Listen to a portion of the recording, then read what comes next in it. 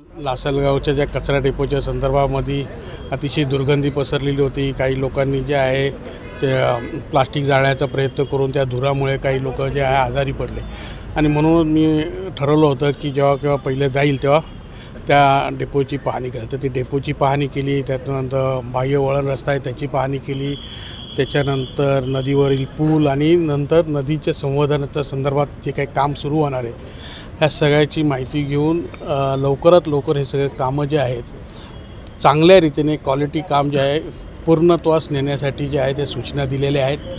काम प्रगतीपथावर आहे, रस्त्याची तर सगळं होईलच। कचरा डेपोच्या इथे सुद्धा जे आहे जवळजवळ 12-13 कोटीचं काम जे आहे ते मंजूर झालेलं आहे। त्याचे टेंडरला आहे, ते उद्या परवा त्याचं टेंडर होईल, ज्याच्यामध्ये जे कचरा हटवणे असेल, त्याच्यानंतर नदीतला गाळ काढणे असेल किंवा घाट बांधणे आहे, त्याच्यानंतर रस्ता करणे, हे अनेक कामं त्याच्यामध्ये आपण धरलेली आहे। ती सुद्धा जे आहे वॉर फुटिंगवर जे आहे काम सुरू करण्याच्या ज्या आहे ते सूचना दिलेल्या आहे।